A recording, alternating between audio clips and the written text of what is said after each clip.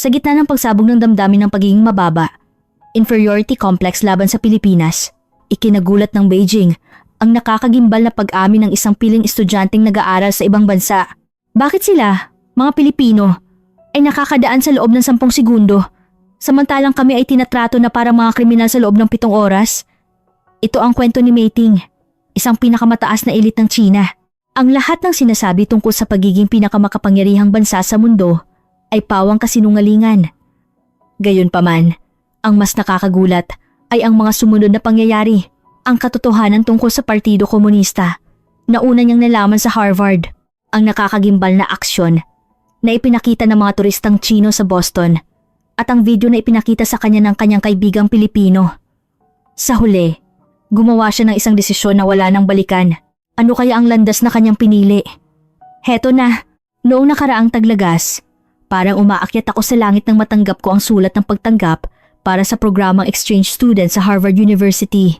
Ako si Mei Ting, na 22 taong gulang, isang third-year student sa international politics at isang elite sa mga elite, tumatanggap pa ng scholarship mula sa Chinese Ministry of Education sa Beijing Airport. Ipinagmamalaki ako ng aking mga magulang habang nagpapaalam sila. Pumunta ka sa Amerika at ipakita mo sa kanila ang kadakilaan ng China. Ikaw ang kinabukasan ng China. Ang mga salitang iyon ng aking ama ay tumatatak pa rin sa aking isipan hanggang sa sandaling iyon. Talagang naniniwala ako sa mga salitang iyon. Pagkatapos ng 4 na oras sa paglipad, nakarating ako sa Logan International Airport sa Boston. Ngunit ang naghihintay sa akin sa immigration ay hindi pagtanggap, kundi simula ng isang bangungot. Ang mga may hawak ng Chinese passport ay pumila rito. Mangyaring, sa malamig na boses ng opisyal ng paliparan, dinala ako sa pila para sa special screening. Ngunit kakaiba. Ang regular na pila ay nakakadaan sa loob lamang ng halos 10 minuto. Ngunit ang aming pila ay hindi gumagalaw. Ang isang pamilyang Chino sa harap ko ay nagrereklamo na nakatayo na sila ng 2 oras. Sa katabing pila, may mga estudyanteng Pilipino. Nang umakyat sila sa isang automated gate, isang bagong sistema nakadaan sila sa loob lamang ng 10 segundo. Ang paglingon ko sa kanila, habang nakatawa silang kumakaway at naglalaho ay labis kong kinainggitan. Pagkatapos ng 3 oras, nagsimula nang sumakit ang aking mga paa. Pagkatapos ng 4 na oras, parang puputok na ang pantog ko. Ngunit dahil sa babala na babalik ako sa dulo ng pila kung umalis ako, hindi ako makagalaw. Sa 5 oras, dumating na sa wakas ang turn ko. Kinuha ng opisyal ang aking pasaporte at nagbago ang mukha niya. Exchange student sa Harvard? Opo, ito ang sulat ng pagtanggap. Maghintay ka sandali. May binulong siya sa radyo at dinala ako sa ibang lugar. Interrogation sa isang hiwalay na silid. Puting pader, kamera, at isang one-way mirror. Parang tanungan sa pelikula. Buksan mo ang bag mo. Ibigay mo ang laptop at ang password ng cellphone mo. Hindi mo ba alam na ninanakaw ng mga Chino ang aming teknolohiya gamit ang mga personal na gamit ninyo? Lalo na ang Tsinghua University iyon ay isang training center ng mga Chinese spy, hindi ba? Nagulat ako sa sinabi niya. Ang Tsinghua University ay ang pinakamahusay na universidad sa China at tinawag itong spy training center? Para lang po akong mag-aral dito. Sinasabi ng bansa ninyo na sila ang pinakamahusay sa mundo, hindi ba? Kung ganoon, bakit kayo pumupunta sa aming bansa para mag-aral? Hindi mo ba alam kung bakit namin kayo binabantayan ng ganito? Sinuri ng mga opisyal ang lahat ng files sa aking laptop, mga research material, personal na litrato, diary, at kahit ang mga chat sa messaging app ay sinuri. Kabilang ka sa Communist Youth League, hindi ba? Ibig sabihin, automatikong miyembro ka ng partido pagdating mo sa kolehiyo. Lumipas pa ang 2 oras. Paulit-ulit silang nagtanong ng parehong mga bagay.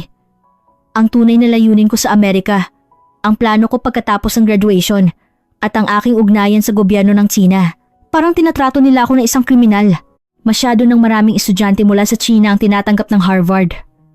Sa totoo lang, hindi namin kayo tinatanggap. Umuwi kayo sa bansa ninyo at maging pinakamahusay kayo roon. Sa sandaling iyon, lubusan akong nawala ng dangal. Tinuruan ako na ang China ay isang katumbas na G2 na bansa ng Amerika. Bakit ko kailangang dumanas ng ganitong kahihiyan? May narinig akong iyak mula sa katabing silid. Mukhang isa itong exchange student na Chino. Narinig ko ang sigaw. Hindi ako kriminal. 7 oras.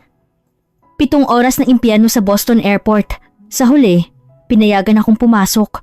Ngunit hindi ko malilimutan ang huling sinabi nila. Kailangang i-renew ang visa mo bawat 6 na buwan. Patuloy ka naming babantayan. Dahil lahat ng Chino ay isang potensyal na banta, lumabas ako ng airport at sumakay sa taxi patungong Harvard. Tumingin sa akin ng driver sa rearview mirror at nagtanong, "Taga-China ka ba?" "Opo." Kaya pala ang tagal mong lumabas? Ganyan ang lahat ng Sino ngayon. Mukhang hindi ninyo alam kung gaano kayo binabantayan ng Amerika." Ang maringal na night view ng Boston ay dumadaan sa labas ng bintana. Ngunit ang puso ko ay durog na. Ang China ba talaga ang pinakamakapangyarihang bansa sa mundo? Bakit kami tinatrato ng ganito? Nang gabing iyon, pagdating ko, itinago ko ang aking mukha sa unan at umiyak.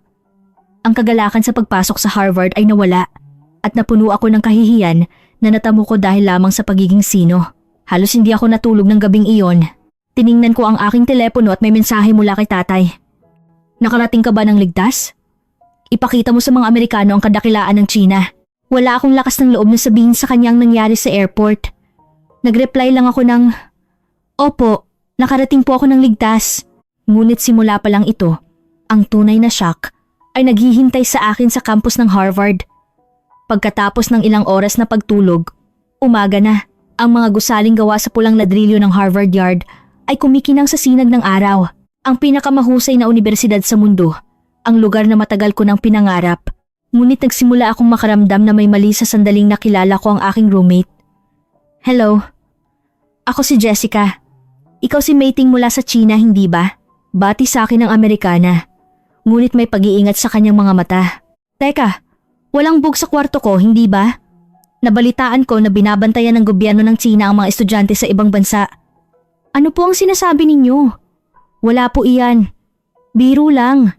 Pero mag-ingat ka talaga." Pinaghihinalaan din ng mga profesor dito ang mga estudyanteng Sino. Ang unang klase ay seminar sa international politics. Habang nagpapaliwanag si Professor Johnson tungkol sa pag-angat ng China, bigla siyang tumawag sa akin. "Mating, bilang isang Sino, ano sa palagay mo ang sikreto sa mabilis na pag-unlad ng inyong bansa?" Ang China ay isang sibilisadong bansa na may 5,000 taong kasaysayan. Nagtawa na ng mga tao sa klase. "Ayan na naman ang 5,000 taon, bulong ng isa," sabi ni Profesor. Kagiliw-giliw. Ngunit ang mga estudyanteng Chino ay laging may parehong sagot.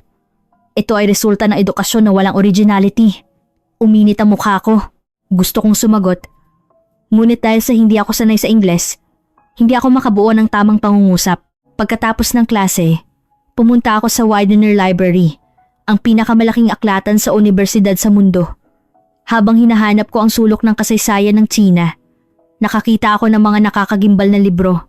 Ang katotohanan ng Tiananmen Incident, Cultural Revolution, 10 Million Deaths, Tibet Human Rights Suppression Report. Mga ipinagbabawal na libro na hindi mo kailanman makikita sa China. Sa huli, binuksan ko ang isang aklat tungkol sa Tiananmen. Mga estudyanteng ginulungan ng mga tangke, isang plazang nabahira ng dugo, sigaw ng mga ina. Alam mo ba, noong Hunyo 4, 1989, pinatay ng gobyerno ng inyong bansa ang mga estudyante, hindi ba? May tumawag sa akin mula sa likuran. Si Maya, isang estudyanteng Pilipino mula sa aking klase.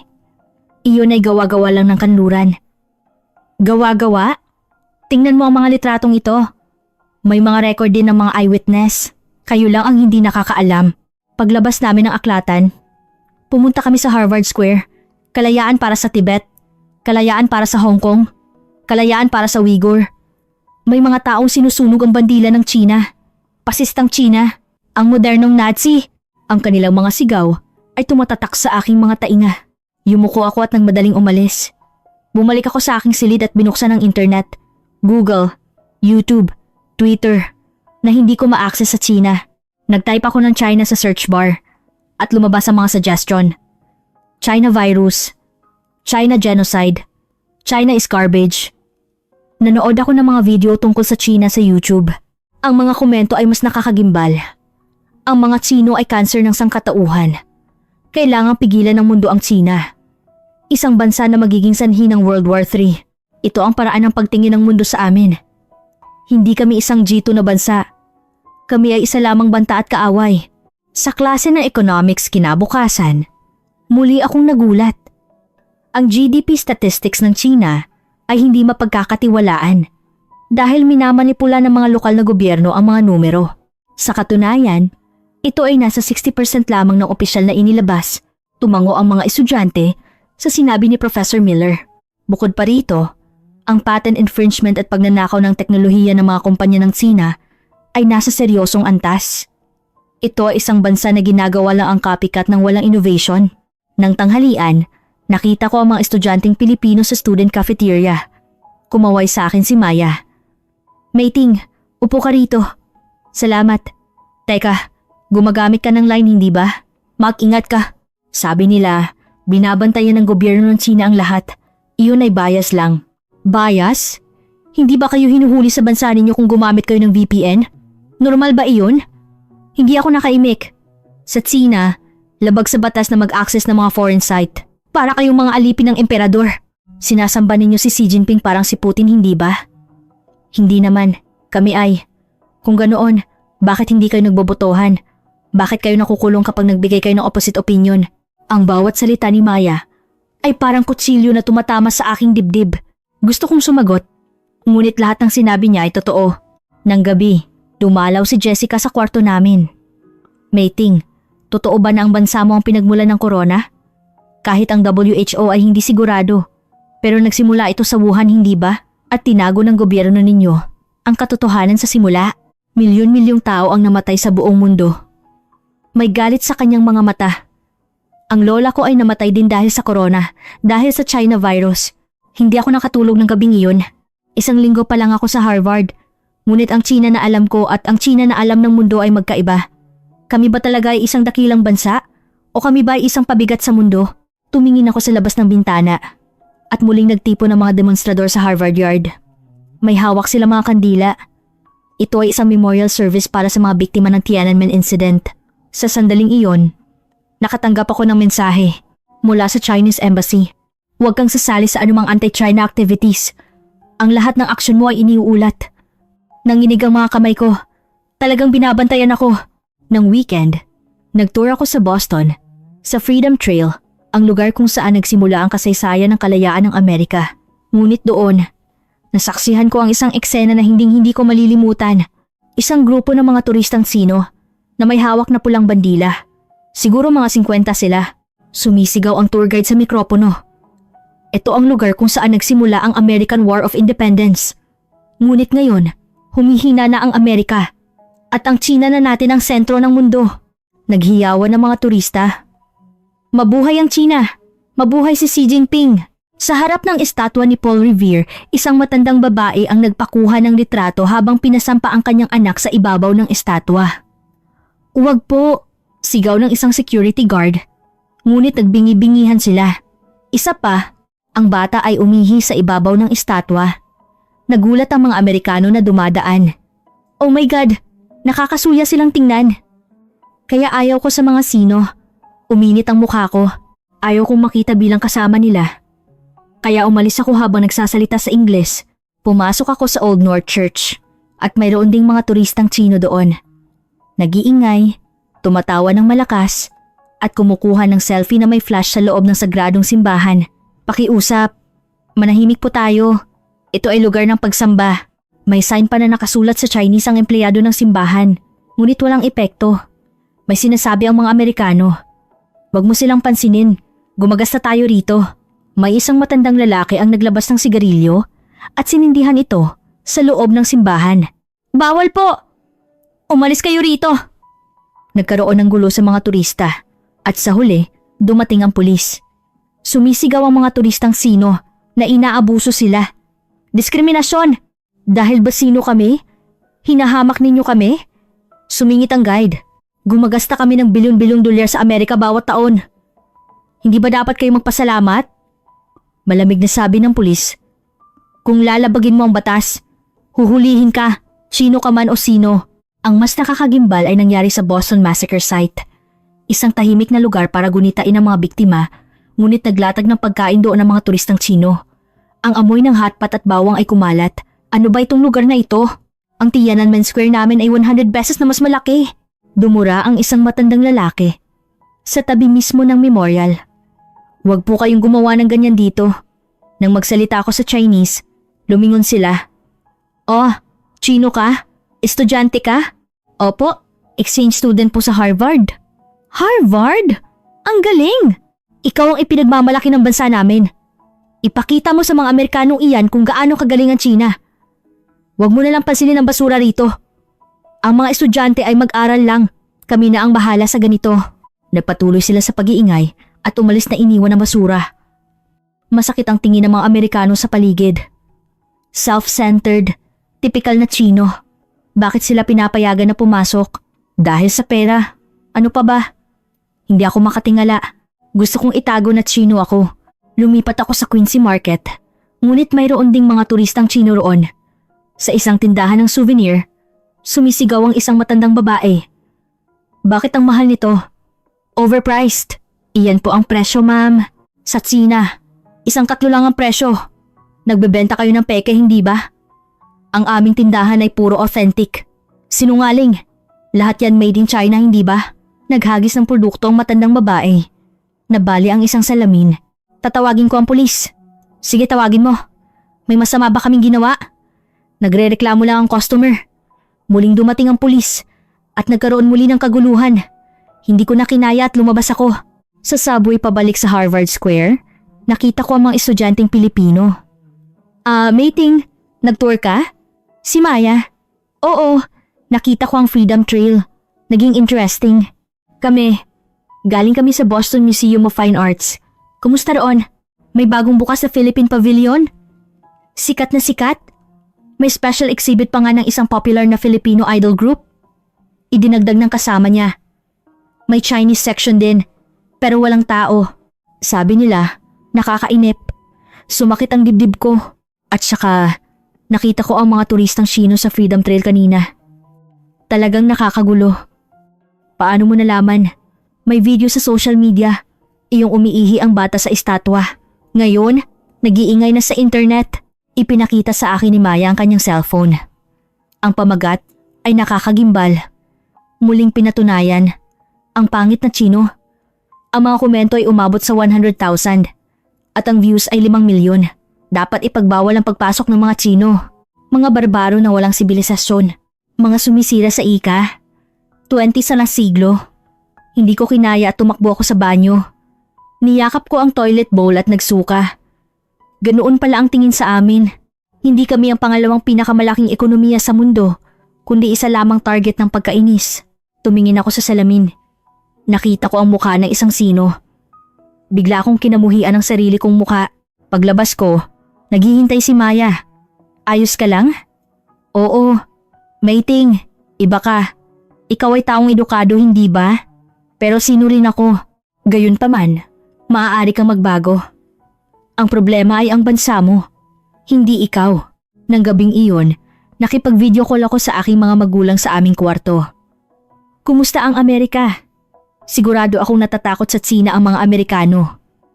Hindi ko masabi ang totoo sa tanong ni tatay. Opo, pinapansin nilang Tsina.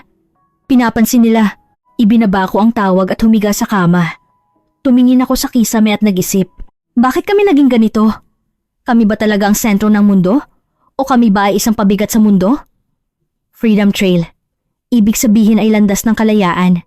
Ngunit kaming mga Chino ay tila hindi alam kung ano ang kalayaan. Dumalo ako sa isang joint seminar na ginanap sa MIT.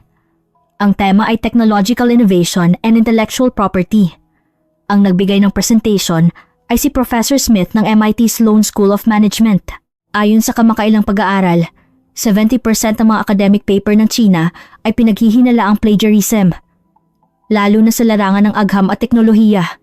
Mas seryoso, isang graph ang ipinakita sa screen. Ang China ang nangunguna sa mundo sa patent applications. Ngunit ang tunay na technology index ay nasa ika-40 na lugar. Marami sa dami, ngunit walang kalidad. Copycat, pagnanakaw, at fabrication. Ito ang Chinese-style innovation.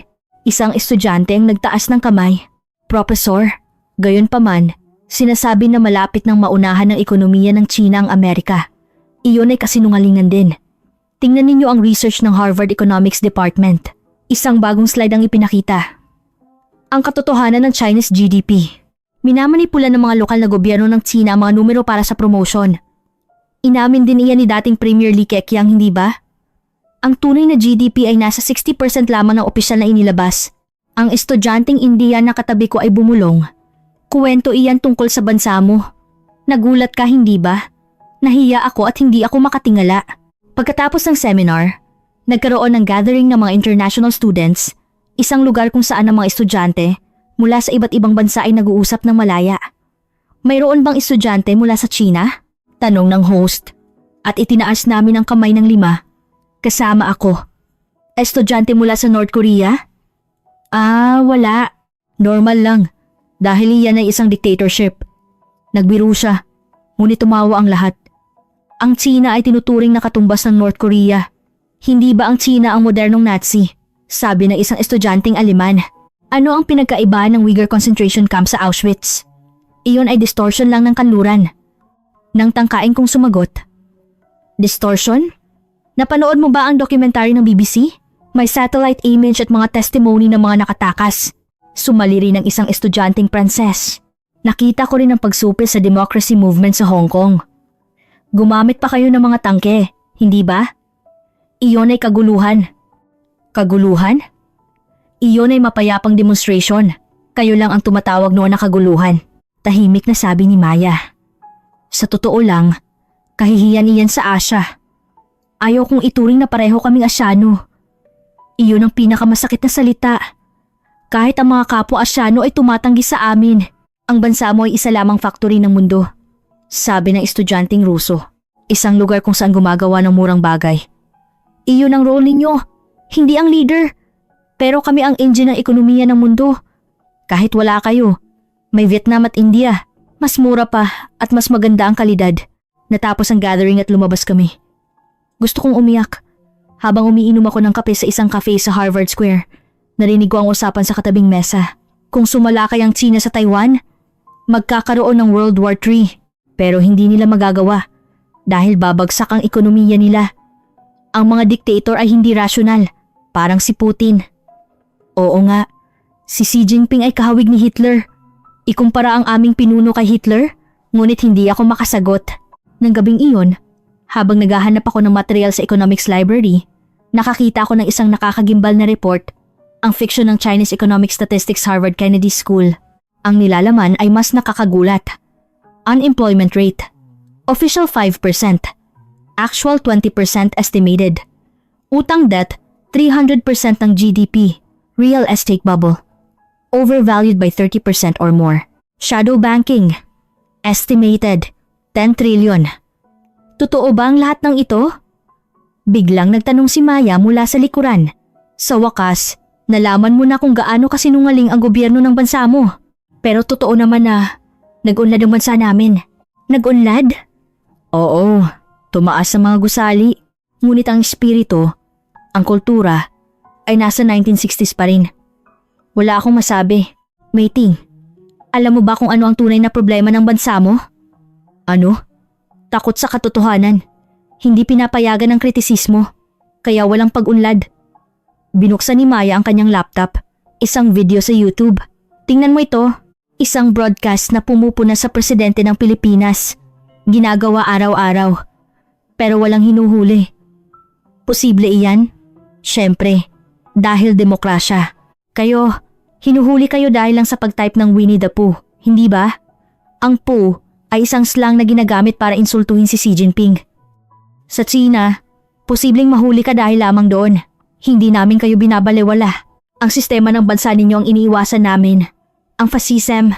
Habang pabalik sa dorm, may rally muli sa Harvard Yard. Isang assembly na nagkokondena sa Chinese Communist Party. Sumisigaw ang speaker. Ang China ay kaaway ng sangkatauhan. Ang malayang mundo ay kailangang magkaisa.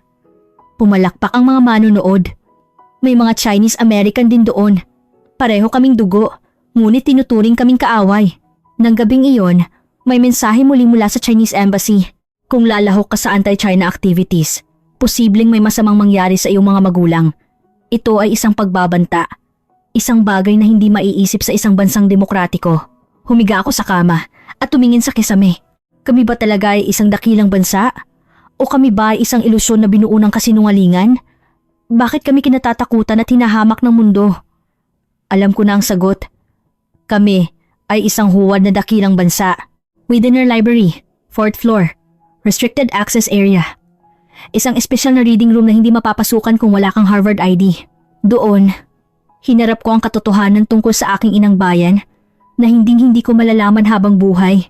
Singji ang Uyghur Autonomous Region Secret Document Leak. Nang buklatin ko ang unang pahina, naputol ang aking hininga. Mga plano ng concentration camp, listahan ng mga inaresto, torture manual. Ano ito? Report na nagsasabing higit sa 1 milyon ang nakakulong. Sa pilitang sterilization, pagkuha ng organ, paghihiwalay ng mga anak sa magulang, may mga litrato, mga taong nakapila na kalbo. Eksaktong kapareho ng mga litrato ng Nazi concentration camp. Ang susunod na document ay tungkol sa Hong Kong. 2019 Hong Kong Democracy Movement Suppression Operation. Top secret. Utos na magpaputok ng bala sa mga mapayapang demonstrators. 3,000 misteryosong nawawala. Mga bangkay na lumulutang sa dagat. May mga video footage din. Mga pulis na walang habas na nambubugbog sa mga demonstrator. Mga tear gas na ibinuga sa mga sibilyan sa subway station. Kalayaan para sa Hong Kong. Mabuhay ang demokrasya. Ang kanilang mga sigaw ay sariwang-sariwang tumatatak sa aking mga tainga. Ngunit ngayon, tahimik na ang Hong Kong dahil lahat sila ay nakakulong. Sumunod ang document ng Tiananmen. Hunyo 4, 1989 Beijing Massacre. Nang makita ko ang litrato ng mga estudyanteng ginulungan ng mga tangke, gusto kong sumuka. Mga bisikleta na nabahira ng dugo na nakakalat sa plaza.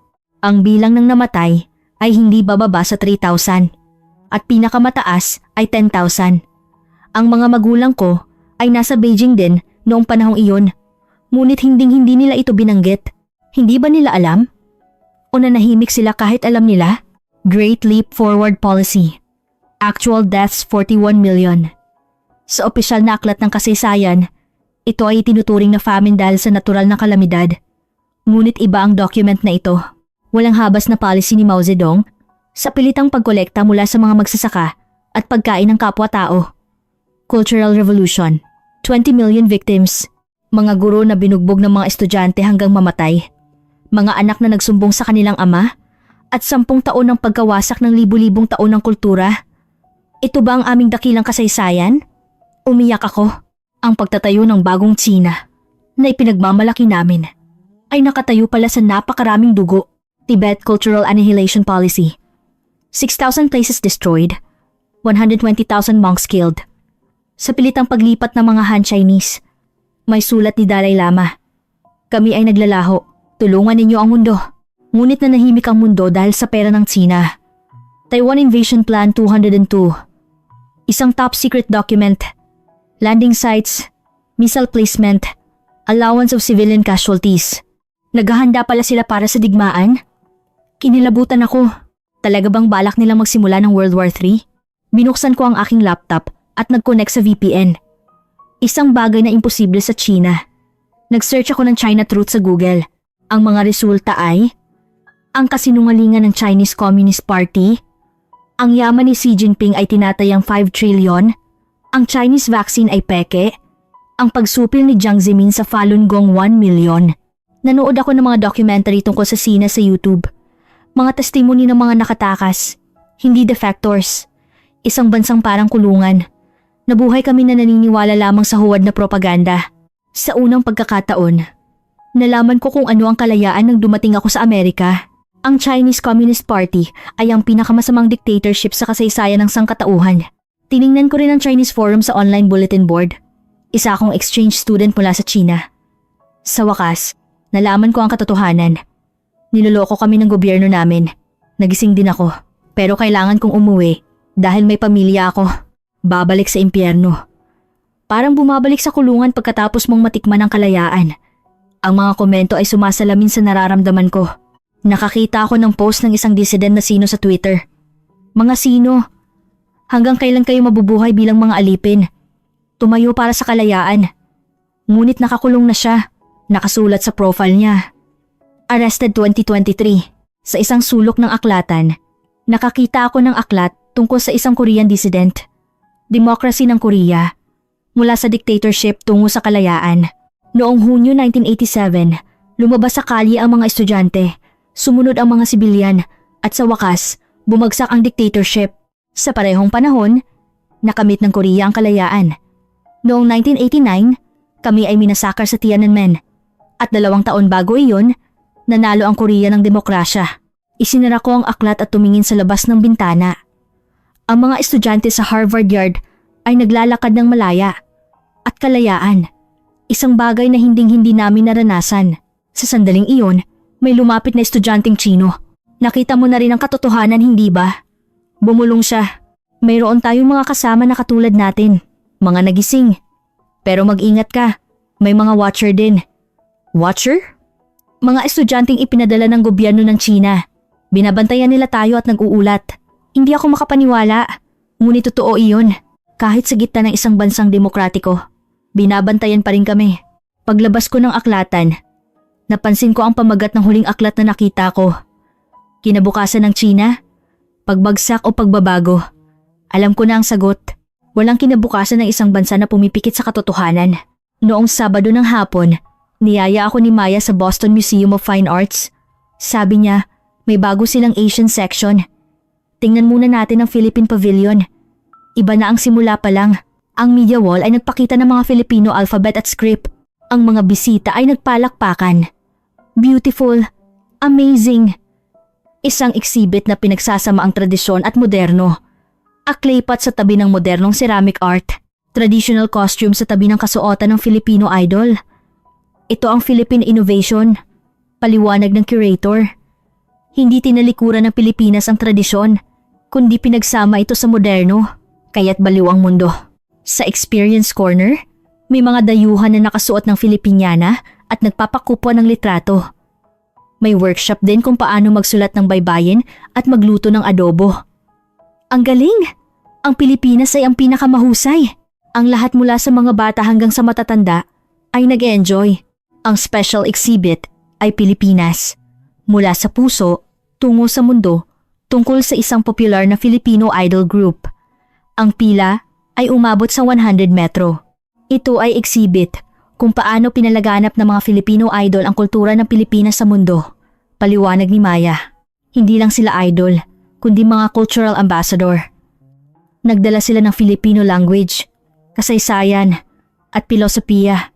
Totoo iyon. Ang mga fan ay kumakanta sa Filipino. Ang susunod ay ang Chinese Pavilion, tahimik sa entrada. Isang malaking banner lang na 5,000. Taon ng Chinese civilization ang nakasabit doon. Wow, walang tao. Nagulat si Maya. Marami ang mga exhibit. Bronzewares, porcelain, calligraphy, painting. Ngunit hindi sapat ang paliwanag. Isang porcelain mula sa Ming Dynasty at isang landscape painting na walang nakakaalam kung sino ang nagpinta, bulong ng isang American visitor. Ang lahat ng ito ay replika. Ang totoong mga relic ay winasak noong Cultural Revolution. Masakit ang puso ko. Ngunit totoo iyon. Karamihan sa mga tunay na cultural relic ay winasak at ang naroroon ay karaniwang mga replika. Tingnan mo iyon, itinuro ni Maya. May isang maliit na exhibit room. Tunay na Chinese cultural relics. Taiwan National Palace Museum Collection. Nagulat ako.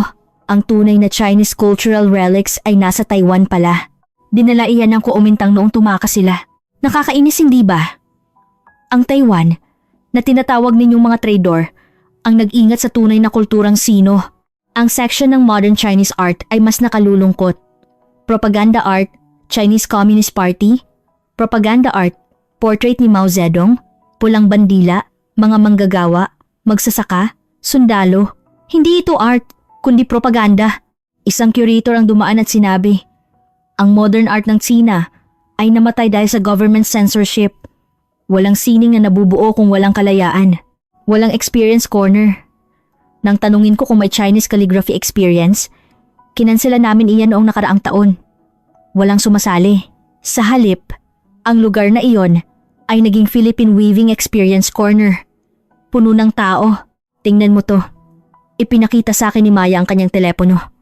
Mga feedback tungkol sa Chinese Pavilion. Boring. Parang peke. Akala ko museo ng North Korea. Hindi na ako babalik. Ikumpara ito sa feedback sa Philippine Pavilion. Naantig ako. Gusto kong pumunta sa Pilipinas. Gustong-gusto ko ang kultura ng Pilipinas. Sa special event space, may performance ng traditional na Filipino folk dance. Wonderful! Pumalakpak ang mga manonood. Subukan din ninyo! Nag-i-enjoy ang mga dayuhan sa pagsayaw. Sa katabing hall, may performance ng Chinese opera, ngunit wala pang 10 ang manonood. Karamihan sa kanila ay Chino. Nakakainip. Hindi ko matagalan, sabi ng isang Amerikano habang umaalis. Ang huling shock ay sa museum shop, Philippine Corner. Idol merchandise, manika na nakasuot ng Filipiniana, baybayin design products, Filipino snack kits, nakasulat, sold out, waiting for restock, abalang staff sa pag-aayos ng products. Chinese Corner. Panda doll, peke na replika ng Great Wall, murang accessories. Sale, 70% off. Ngunit wala pa ring bumibili. Sinabi ng cashier kay Maya, ang mga produkto ng Pilipinas ay talagang popular. Sa totoo lang, nakatambak lang sa warehouse ang mga Chinese product. Paglabas namin ng museo, nagtanong si Maya, "Kumusta? Nakita mo ba ang pagkakaiba? Ang Pilipinas ay buhay at ang Sina ay patay. Oo, kayo ay nakakulong sa nakaraan at isang huwad na nakaraan pa." Habang naglalakad kami sa Charles River, naisip ko, 5,000 taong kasaysayan? Ano ngayon? Winasak mo ang lahat noong Cultural Revolution. Pangalawang pinakamalaking ekonomiya? Ano ngayon? Walang creativity. Puro copycat lang. Mating, alam mo ba kung ano ang tunay na problema ng bansa mo? Ano? Walang kaluluwa. May pera, pero walang espiritu. Kaya't hinahamak kayo ng mundo. Masakit. Ngunit ito ay tumpak na pagpuna. Nang gabing iyon, nakipag-chat ako sa mga kaibigan kong sino sa line. Kumusta ang museo? Sabi nila, sikat ang Philippine Pavilion. Pilipinas? Iyang maliit na bansa? Kami ang may mas mahabang kasaysayan. Hindi pa rin sila nagising. Hindi ang haba ng kasaysayan ang mahalaga. Tumingin ako sa labas ng bintana. Ang ilaw ng Harvard ay nagniningning, tunay at peke. Ngayon, naramdaman ko ang pagkakaiba. Ang aming China ay peke. Isang gabi, tinawag ako ni Maya sa lounge ng dorm. Seryoso ang mukha niya. Mating, mag-usap tayo ng tapat. Bakit? Mukha kang nalulungkot nitong mga nakaraang araw tungkol sa identity mo bilang isang sino. Tama siya. Araw-araw ay pahirap. Ang bansa mo, hindi. Ang gobyerno ng bansa mo ay nagiging kaaway ng mundo. Alam mo ba? Kaaway? Kami ay mapayapa. Mapayapa? Binabantaan ninyo ang Taiwan? Sinasakop ninyo ang South China Sea? At nagkakaroon ng border conflict sa India? Mapayapa ba iyan? Wala akong masabi. Meeting, mga alipin pa rin kayo ng emperador. Nasa 21 siglo na. Sobra na iyan. Sobra? Kung ganoon, bakit hindi mo makritiko si Xi Jinping? Bakit hindi kayo nagbobotohan? Bakit kayo hinuhuli kapag gumagamit kayo ng VPN? Binuksan ni Maya ang kanyang laptop. Tingnan mo ito. Balita sa Pilipinas. Sa screen, may show na mahigpit na pumupuna sa presidente ng Pilipinas. Wala siyang kakayahan. Dapat siyang magbitiw. Ganyan araw-araw. Pero walang hinuhuli. Posible iyan? Siyempre. Dahil demokrasya. Ang bansa namin ay nagpapakulong sa mga politiko kapag nagnanakaw sila. Nagulat ako. Hindi maiisip sa China. Ang bansa namin ay nagkaroon din ng military dictatorship dati. Pero lumaban kami para sa demokrasya. Ipinakita sa akin ni Maya ang mga litrato. Mga estudyante na sumasali sa demonstration. Mga biktima na natumba sa tear gas. Maraming namatay. Pero nanalo kami. Nakita namin ang kalayaan. Pero kayo, anong nagbago pagkatapos ng Tiananmen noong 1989? Mas lumala pa, hindi ba? Tama siya. Kami ay mas inaapi ngayon kaysa 25 taon na ang nakalipas. Alam mo ba kung bakit natatakot ang mundo sa China? Hindi dahil malakas kayo. Dahil mapanganib kayo. Isang dictatorship na may nuclear weapons. Isang malaking bersyon ng North Korea. Ikumpara kami sa North Korea? Ngunit hindi ko ito maikakaila. Nakita mo ang Hong Kong, hindi ba? Nangako sila. One country, two systems. Hindi magbabago sa loob ng 50 taon. pero sinira nila sa loob ng 50 taon. Iyon ay dahil sa kaguluhan. Kaguluhan? Hinanap lang nila ang kalayaan na ipinangako sa kanila. Kaguluhan ba iyon?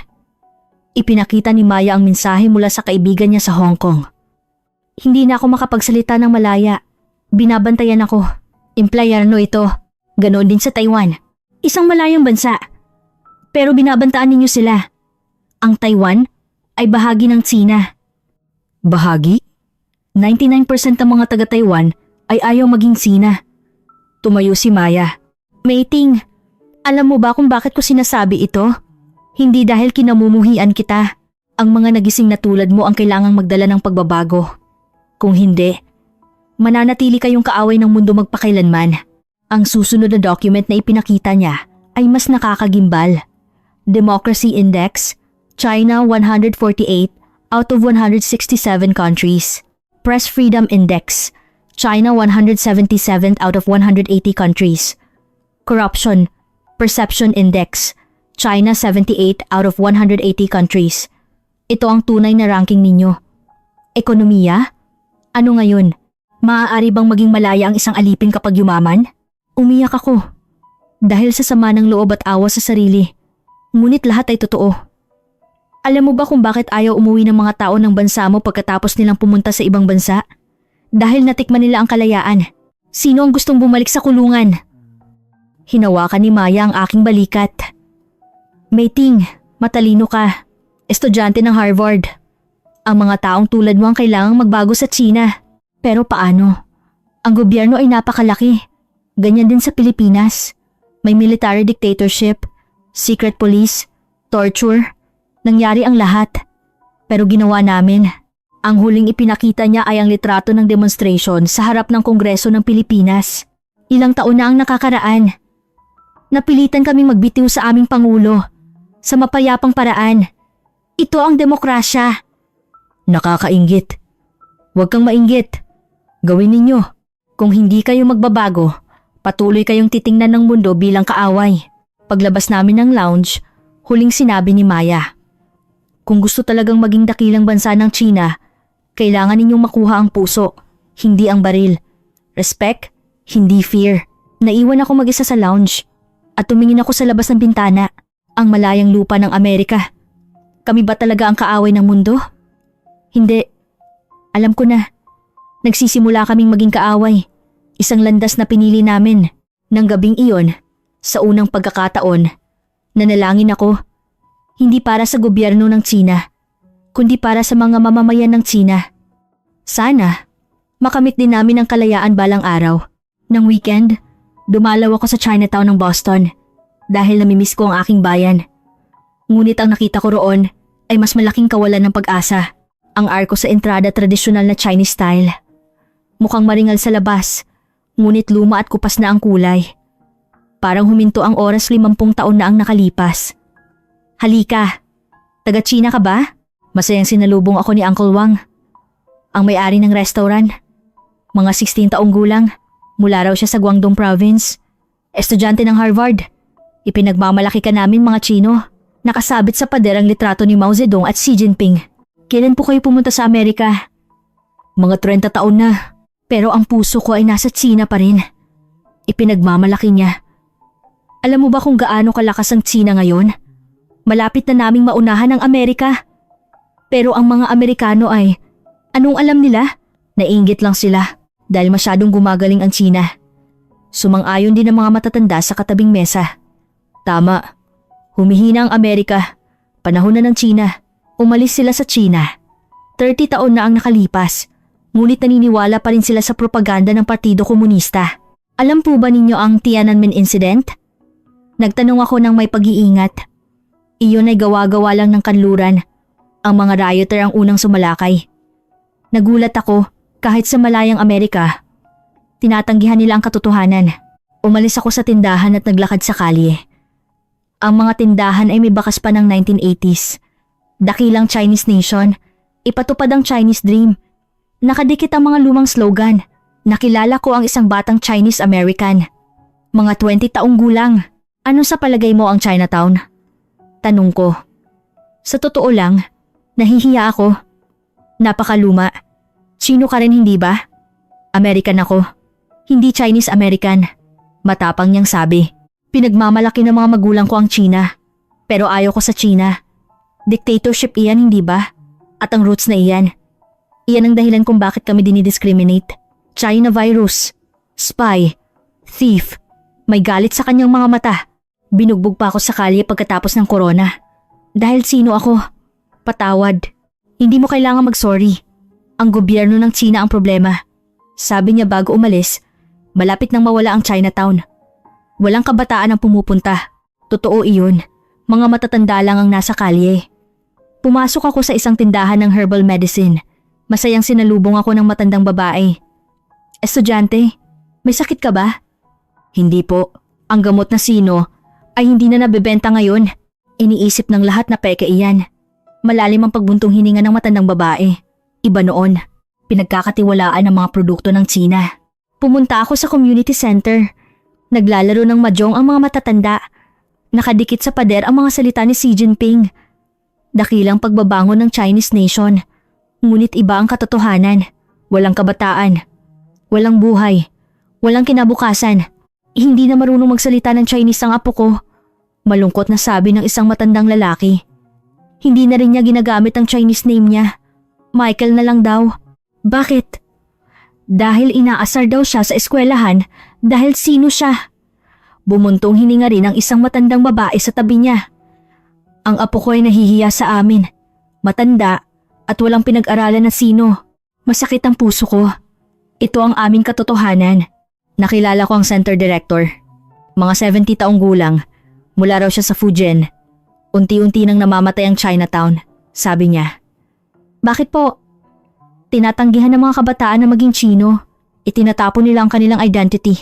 Pero ang Sina ay isang dakilang bansa. Dakilang bansa? Ano ngayon? Nirerespeto ba kayo? Minamahal ba kayo? Itinuro niya ang labas ng bintana. Tingnan mo iyan, ang Filipino town. Sa kabilang kalye, may buhay na Filipino town. Tumutugtog ang Filipino pop music at puno ng kabataan. 10 taon na ang nakakaraan, mas maliit pa iyan sa amin. Ngayon, 3 beses na ang laki. Bakit? Dahil nagbago sila, nagmodernize at nakipag-usap sa mundo. Kami, tiningnan niya ang litrato ni Mao Zedong. Kami ay nakakulong sa nakaraan. Sinasamba ang isang patay na dictator. Umalis ako sa center. Ang madilim na Chinatown ay mas malungkot tignan. Ang mga neon sign ay sirado at maaga pang nagsara ang mga tindahan. Sa kabilang banda, ang Filipino town ay maliwanag hanggang gabi. Ang mga karaoke, cafe, at restaurant ay puno ng enerhiya ng kabataan.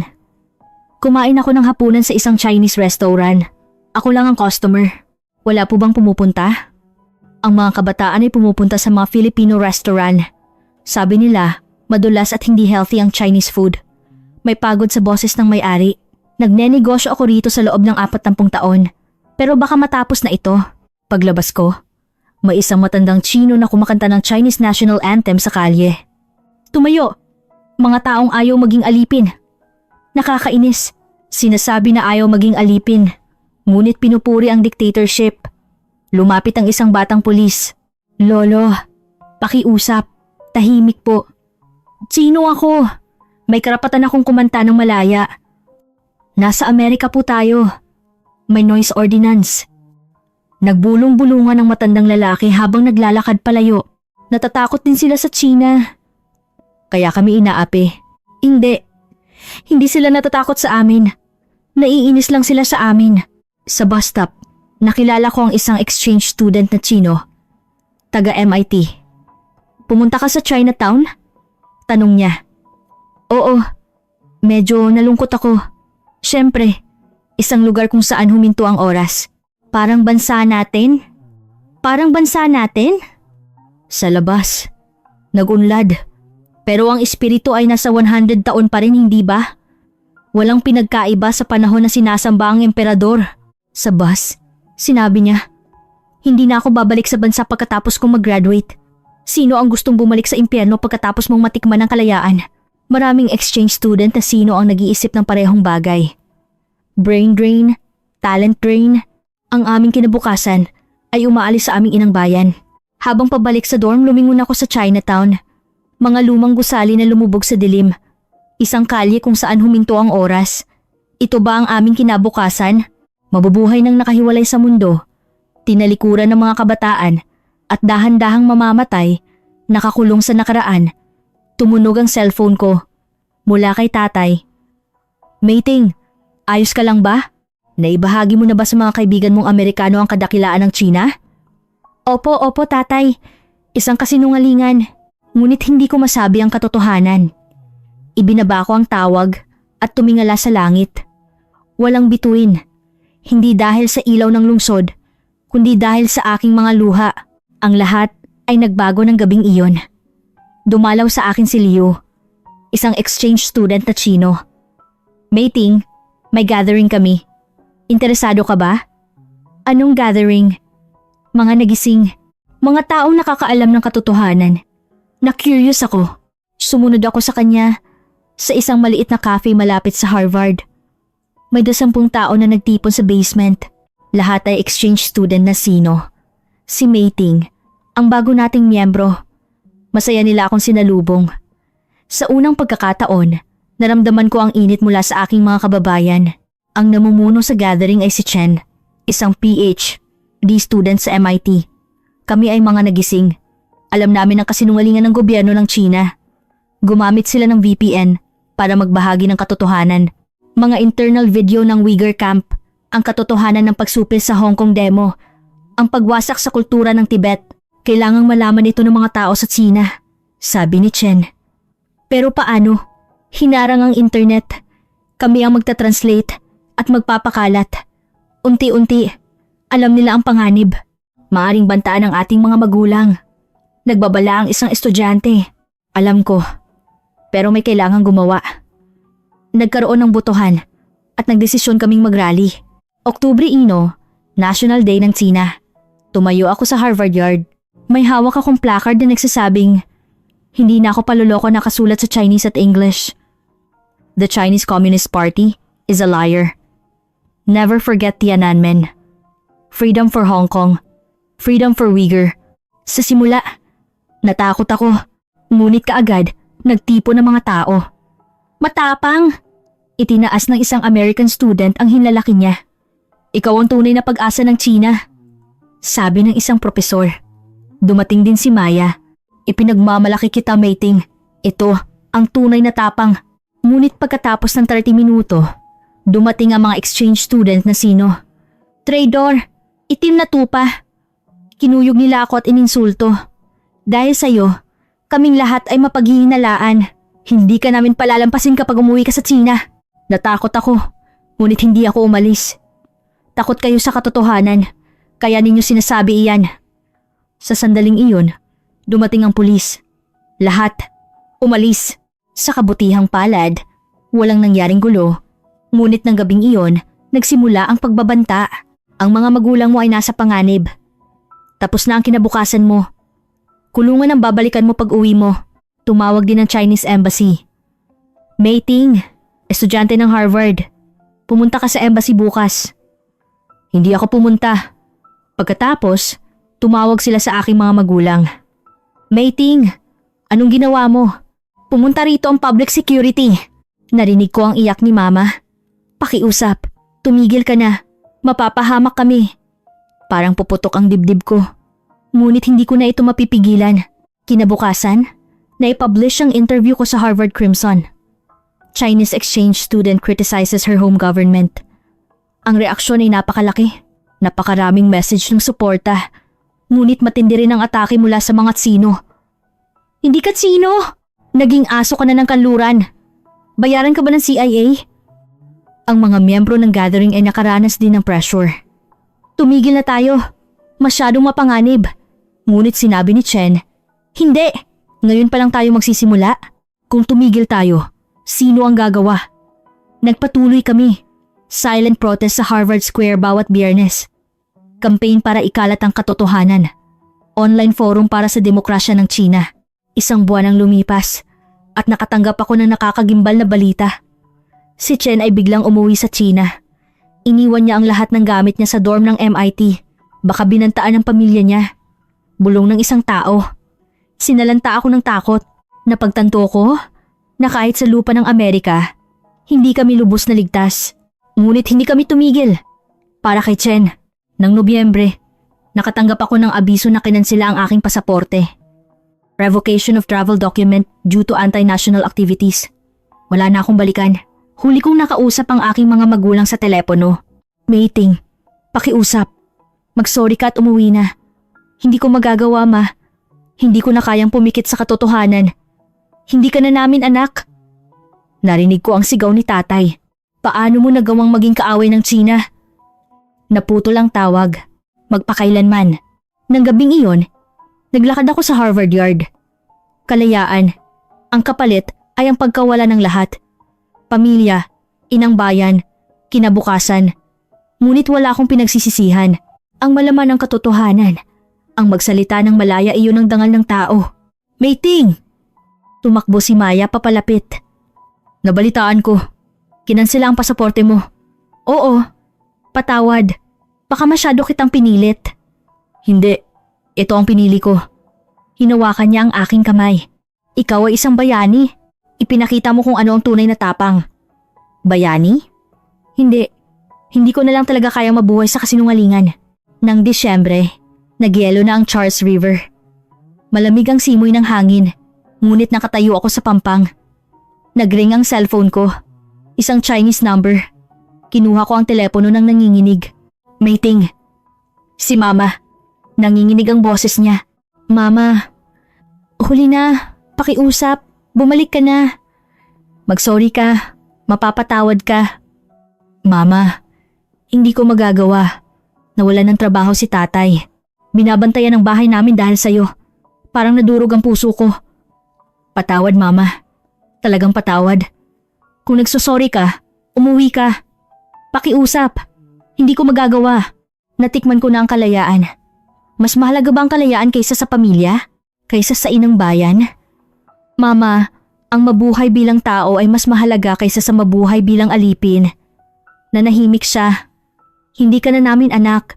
Hindi ka na namin kilala. Mama, naputol ang tawag. Tinawagan ko ulit, ngunit block na. Lumuhod ako. Niyakap ko ang railing ng Charles River at umiyak. Ayos ka lang ba? Paglingon ko, si Professor Johnson. Profesor ko sa International Politics. Mating, humahanga ako sa tapang mo. Professor, mag-apply po ako para sa asylum. Oo, tutulungan kita. Susulatan kita ng recommendation letter. Nagulat ako. Bakit po ako? Ang mga taong tulad mo ang kinabukasan ng China. Ikaw ang binhi ng isang malayang China. Kinabukasan, nakilala ko ang isang abogado. Si Attorney Kim. Isang Korean-American. Posible ang political asylum. May sapat kang ebidensya. Maaaprubahan po kaya. Malinaw ang kaso mo. Pagsupil ng gobyerno ng China. Pagkansela ng pasaporte. Pagbabanta sa pamilya. Inihanda namin ng mga document. Mga litrato ng demo. Mga threatening message. Media report. Aabutin ito ng 6 na buwan hanggang 1 taon. Ano ang gagawin ko sa panahong iyon? Ang student visa mo ay valid pa. Poprotektahan ka ng Harvard. Totoo iyon. Sa pamamagitan ng student support program, binigyan ako ng Harvard ng scholarship at dorm. Ang kalayaan sa akademya ay ang pangunahing halaga ng Harvard. Sabi mismo ng president ng universidad. Nalapit na ang Pasko. Ang una kong Pasko na wala ang pamilya ko. Niyaya ako ni Maya sa bahay nila. Huwag kang mag-isa. Naghihintay ang pamilya ko. Sa mainit na bahay sa Boston, masaya akong sinalubong ng mga magulang ni Maya. Mating, narinig namin ang kwento mo. Matapang ka talaga. Ang tatay ni Maya ay isang henerasyon na nakaranas ng democracy movement sa Pilipinas. Lumaban din ako sa dictatorship. Alam ko kung gaano kahirap iyan. Wala kang pinagsisisihan, hindi ba? Ang kalayaan ay hindi matutumbasan ng anuman. Pagkatapos ng hapunan, binigyan ako ng regalo ng nanay ni Maya. Isang maliit na kahon. Nang buksan ko, isang scarf ang laman. Mukhang gawa sa kamay. Mainit-init ka sana sa malamig na taglamig. Umiyak ako. Sa init na natanggap ko sa ibang bansa. Dumating ang bagong taon, 2025. Nagdaos kami ng isang maliit na gathering sa Harvard Yard. Mga taong nangangarap ng demokrasya sa China. Ano ang pangarap mo para sa bagong taon? Tanong ng isang tao. Isang malayang Tsina. Sabay-sabay naming sabi. Nagsindi kami ng kandila. Para sa mga biktima ng Tiananmen, para sa Hong Kong, para sa Uyghur, at para sa 1.4 bilyong kababayan na nakakulong pa rin sa isang bansang parang kulungan. Balang araw, sabi ko, darating ang araw na makakasigaw tayo ng kalayaan sa Tiananmen Square sa Beijing. Nang Marso, lumabas ang resulta ng asylum screening. Approved! Nanginginig ang boses ni Attorney Kim. Congratulations! Ikaw ay isang malayang tao na ngayon. Isang malayang tao. Ang mga salitang iyon ay tumatatak sa aking dibdib. Muli ako nagpunta sa Charles River. Tagsibol na. Natunaw ang nagyelong ilog. At bumalik ang mga ibon. Kinuha ko ang aking cellphone at nagpadala ng huling mensahe sa aking mga magulang. Mahal ko po kayo. Sana magkita tayo ulit sa isang malayang Tsina. Sending failed. Nakablock pa rin. Ngunit balang araw, darating ito. Sa araw na maging malaya ang Tsina. Ang sunset ay nagpula sa Charles River. Ako ay isang Tsino. At Tsino pa rin ako ngayon. Ngunit ngayon, ako ay isang malayang Tsino. May nagsabi ba na mas mabuti ang mamatay bilang malayang tao kaysa mabuhay bilang alipin? Ipinanganak akong muli ngayon. Bilang isang marangal na tao. Ito ang nakakagimbal na pag-amin ni Mei Ting, isang exchange student sa Harvard. Kasalukuyan siyang aktibo bilang isang democracy activist ng Tsina sa Amerika. Pinapatakbo niya ang YouTube channel na Boses ng Malayang Tsina at ang kwento niya ay nagbibigay ng pag-asa sa mga Sino sa buong mundo. Tinatawag pa rin siya ng gobyerno ng Tsina na traitor. Ngunit tinatawag siya ng malayang mundo na bayani. Naniniwala siya na darating ang isang malayang Tsina at patuloy siyang sumisigaw ng katotohanan hanggang ngayon. Kung naantig ang inyong puso ng kuwentong ito, pakiusap, pindutin ang like at subscribe at higit sa lahat, i-share ang video na ito para magdala ng pag-asa sa mga tao sa buong mundo na naghihirap pa rin sa dictatorship. Ang kalayaan na hindi ibinibigay ng libre. Ito ay nakakamit sa pamamagitan ng tapang at sakripisyo ng isang tao. Salamat sa panonood.